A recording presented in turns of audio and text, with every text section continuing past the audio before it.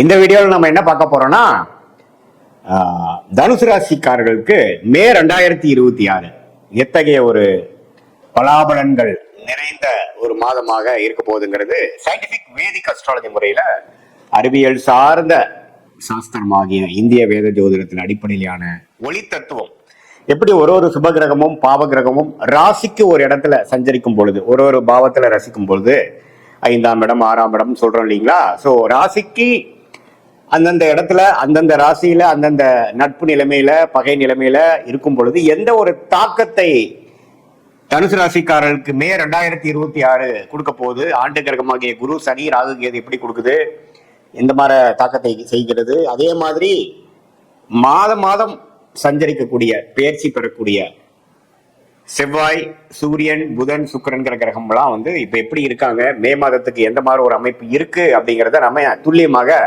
இந்த வீடியோல பார்க்க போறோம். இப்ப பாருங்க, 7ஆம் இடத்திலேயே ராசி அதிபதியாக குரு ராசியை பார்ப்பது நல்ல விஷயம். சனி 4ஆம் இடத்துல இருந்து வேலை தொழில் தாயார் இடம் வண்டி வாகனம் அது மாதிரி விஷயத்துல நிறைய அப்கிரேட்ஸ் சேஞ்சஸ் புரட்சிகள் ஆக்டிவிட்டி செய்து கொண்டிருக்கிறார். அதே சமயத்தில் ராகு 3ஆம் இடத்திலும் கேது 9ஆம் இடத்திலும் இருந்து ஒரு நல்ல அமைப்பாக இருக்கிறார்.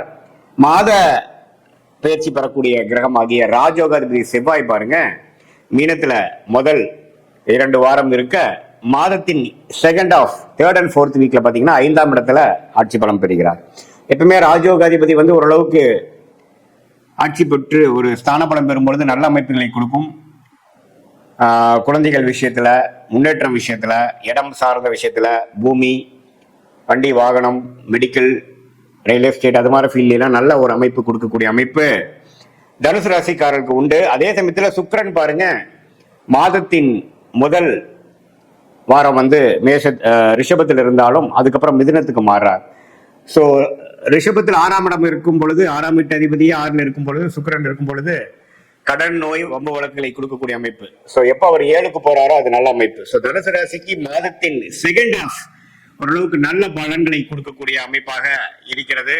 உடல் உபாதைகள், கடன் விஷயங்கள், திடீர்னு ஒரு லோன் வாங்குறது, பர்சனல் லோன் வாங்குறது, வம்பு வழக்குகளை சந்திக்கிறது, குடும்பத்துல கொஞ்சம் அமைதி இல்லாமல் இருக்கிறதெல்லாம் முதல்ல ஒரு 2 வாரம் இருக்கக்கூடிய அமைப்பு இருக்கு. அதெல்லாம் நீங்க கொஞ்சம் பார்த்து கொள்ள வேண்டும். அதே சமயத்துல சூரியன் 5ஆம் இடத்துல உச்சம் பெற்று 6ஆம் இடத்துக்கு மாறுவது தப்பில்லை. புதனும் பாத்தீங்கன்னா சுக்கிரனோட வீட்டிலே இருக்கிறது நல்லது.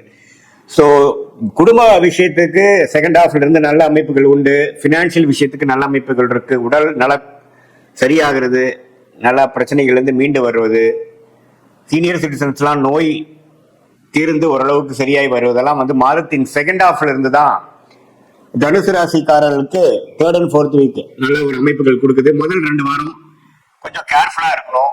எல்லா விஷயத்திலையும் கொஞ்சம் டக்குன்னு ஒரு முடிவு பண்ணி நம்ம செய்யக்கூடாது.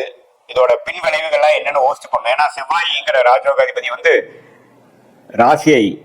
ராசி அதிபதியை பார்ப்பதுனால பாத்தீங்கன்னா நல்லாவே ஓரளவு கேர்ஃபுல்லா இருக்க வேண்டிய அமைப்பு தேவைப்படுது. ஸோ மற்றபடி பாத்தீங்கன்னா ராகு கேது சனி எல்லாமே ஓரளவுக்கு நல்ல அமைப்புகளை கொடுக்குது.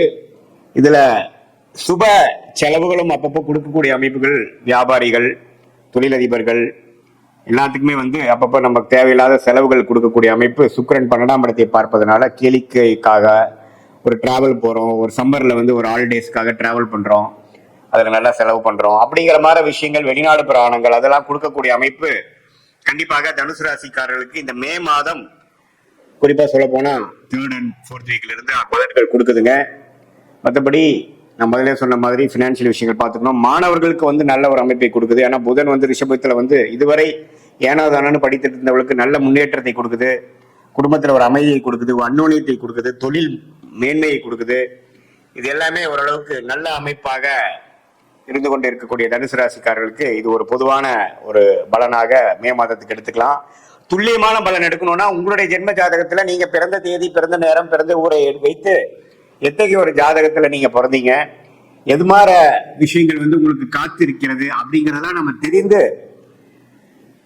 தசாபுக்திகள் என்ன லக்னத்துல பிறந்தீங்க, அப்புறம் நீங்க தனுசு ராசியில பிறந்தாலும் 3 நட்சத்திரமா, பூரட நட்சத்திரமா, உத்திர நட்சத்திரமாங்கிறதெல்லாம், உத்திராட நட்சத்திரமாங்கிறதெல்லாம் பார்த்து ஆராய்ந்து உண்மையே துல்லியமான பலன்கள் அடுத்து வரக்கூடிய ஷார்ட் டேர்ம் எப்படி இருக்கு, அடுத்து வரக்கூடிய லாங் டேர்ம் எப்படி இருக்கு, எதுமாற பிராப்தங்கள் காத்திருக்கிறது, எதுமாற பிராப்தங்கள் நமக்கு இல்லை, எதுமாற முடிவுகளை எடுக்கலாம், எப்பொழுது எடுக்கலாம் அப்படிங்கறதெல்லாம் நாம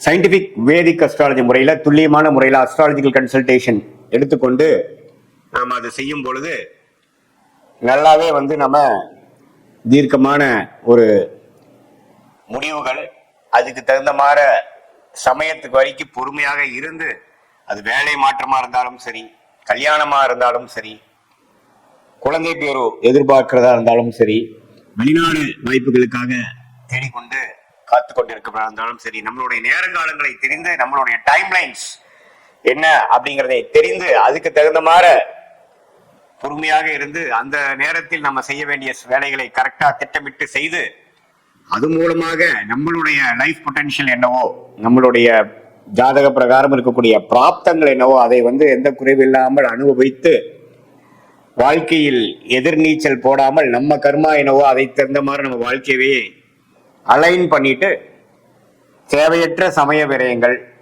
தேவையற்ற பொருள் விரயங்களை தவிர்த்து எதிர்நீச்சல் போடாமல் எளிதில் நம்மளுடைய திட்டங்களை செயல்படுத்தி நம்மளுடைய வாழ்க்கை குறிக்கோள்களை அச்சீவ் ஆக முடியும் சயின்டிபிக் வேதிக் அஸ்ட்ராலஜி முறையோட துணையோட அப்படின்னு நான் சொல்ல விரும்புறேன். ஏன்னா இப்ப நம்ம பார்க்கக்கூடிய அந்த பொது பலன் தனுசு ராசிக்கு இருக்கக்கூடிய கிரகத்தின் தாக்கங்கள் என்ன அப்படிங்கறதா நம்ம கொடுக்குறமே ஒழிய, நீ என்ன லக்னத்துல பிறந்தீங்கிறது ரொம்ப இம்பார்ட்டன்ட். ஏன்னா லக்னத்தை பொறுத்து தான் தசாபுக்திகள் அமைகிறது. ஸோ அது கொஞ்சம் நீங்க கேர்ஃபுல்லா பார்க்கணும். அதே மாதிரி லக்னாதிபதி எவ்வளவு ஸ்ட்ராங்கா இருக்கார், சில பேருக்கு லக்னமும் ராசியும் ஒரே மாதிரி இருக்கும். அப்புறம் உங்க லக்னத்துக்கு இப்ப போயிட்டு இருக்கிற தசை என்ன தசை, என்ன புக்தி, அந்த தசநாதன் எப்படி இருக்கார், புக்திநாதன் எப்படி இருக்கிறார், எதுமாற அமைப்பில் இருந்தால் எதுமாற நம்ம போகலாம் அப்படிங்கிறதெல்லாம் நம்ம ஓரளவுக்கு தீர ஆராய்ந்து, நம்மளுடைய ஃபார்ச்சுனேட் பிளானட்ஸ் என்ன, நம்ம யோகமான கிரகங்கள் என்ன, யோக எதுமாற அந்த கிரகம் சொல்லக்கூடிய படிப்பு என்ன, அந்த கிரகங்கள் கொடுக்கக்கூடிய தொழில் என்ன, அதெல்லாம் தீர ஆராய்ந்து நம்ம அதுக்கு தகுந்த மாதிரி நம்மளுடைய செயல்களையும் நம்மளுடைய ஆர்வத்தை ஃபைன் டியூன் பண்ணி அந்த டைரக்ஷன்ல நம்மளுடைய நடவடிக்கைகள் முயற்சிகளை செய்வோமானால், நிறைய பேர் பார்த்தீங்கன்னா தேவையில்லாத சில பிசினஸ் பண்ணி லாஸ் பண்ணிக்கிறாங்க. அது மாதிரி விஷயங்கிறதெல்லாம் நம்ம அவாய்ட் பண்ணி நம்மளுடைய பிராப்தத்தை அறிந்து நாமளே வாழ்க்கையை அமைத்துக் கொண்டு அது மூலமாக வாழ்க்கையில் வெற்றி பெற முடியும் என்று சொல்ல விரும்புகிறேன். மீண்டும் மற்றொரு காணொலியில் சந்திப்போம். நன்றி, வணக்கம்.